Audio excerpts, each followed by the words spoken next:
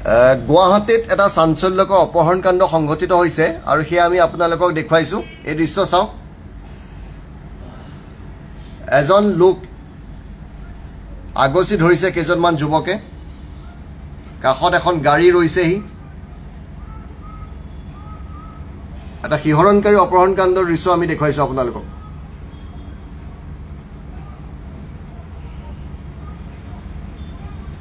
সম্পূৰ্ণ হিন্দী চিনেমাৰ আৰ্হিত এই অপহৰণ গুৱাহাটীত দিনৰ পোহৰত। চাইকেলত আহি আছিল সেই ব্যক্তিজন আৰু চাইকেলখন ইয়াতে পৰি থাকিলে। অতি ভয় লগা ঘটনা। এয়া গুৱাহাটীৰ শান্তিপুৰৰ এটি ৰোডত এই ঘটনা সংঘটিত হৈছে। গাড়ীখনৰ পৰা কেইবাজনো যুৱক নামি আহিছে। চিঞৰ বাখৰ কৰিছে মানুহজনে আৰু গাড়ীত তুলি লৈ গৈছে।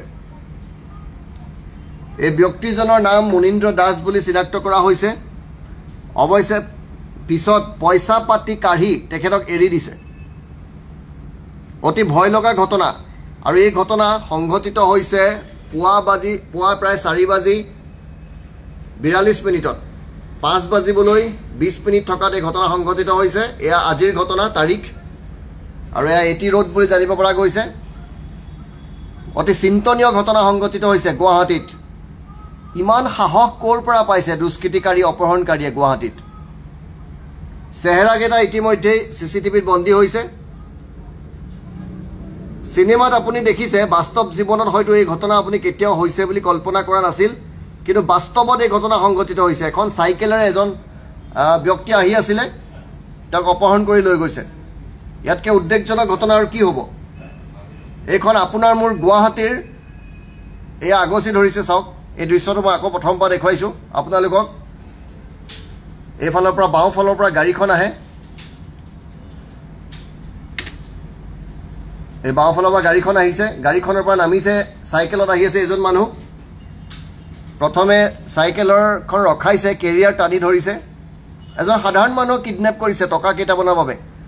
তেওঁ ব্যৱসায় কৰে চাগে, পাচলি বেপাৰ বা ব্যৱসায় তেনেকুৱা কামৰ লগত জড়িত। তেওঁৰ পকেটত পইচা আছিলে, কাৰণ দিনটোৰ বাবে তেওঁ সেই বস্তু কিনিবলৈ ক্ৰয় কৰিবলৈ গৈছিল আৰু সেই টকাকেইটাৰ বাবেই এই চাঞ্চল্যকৰ অপহৰণকাণ্ড সংঘটিত হৈছে আপোনাৰ মোৰ এখন গুৱাহাটীত। মহানগৰ আৰক্ষীয়ে বিষয়টো গুৰুত্ব সহকাৰে ল'ব লাগে। টকা পইচা কাঢ়ি এই সাধাৰণ মানুহজনক, যদি এজন সাধাৰণ মানুহকো খাটি খোৱা শ্ৰমিক বুলি কোনেও বঢ়াই কোৱা নহ'ব। তেওঁ হাতত হয়তো 3-4 হাজাৰ টকা আছিলে, সেই টকাকেইটাই তেওঁ বজাৰ কৰি দিনটোৰ বেপাৰ বাণিজ্য চলালেহেঁতেন। সেই টকাকেইটা কাঢ়ি লৈ গুচি গৈছে।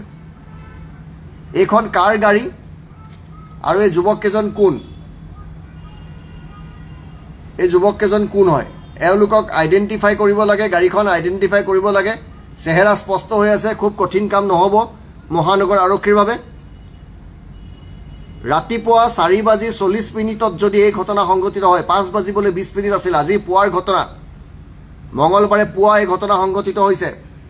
এয়া ঘড়ীটো আমি আপোনালোকক দেখাইছোঁ, 4:42।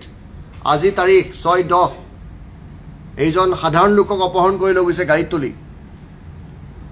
সুৰক্ষিত হয় নে নহয় আমি? এয়া ডাঙৰ প্ৰশ্ন এই মুহূৰ্তত। আৰক্ষী, পুলিচ, মিলিটেৰীয়ে গিজগিজাই থাকে, তাত এই ঘটনা। ইয়াৰ মাজতে গুৱাহাটীখন অলপ ঠিক হৈছিল। ইয়াৰ আগতে ৰাজগড় ৰোডৰ এই ধৰণৰ অপহৰণকাণ্ড সংঘটিত হৈছিল, ডকাইতি সংঘটিত হৈছিল। ভাবক কিমান ভয় লগা ঘটনা এয়া। মহানগৰ আৰক্ষীয়ে বিষয়টো গুৰুত্ব দিব লাগে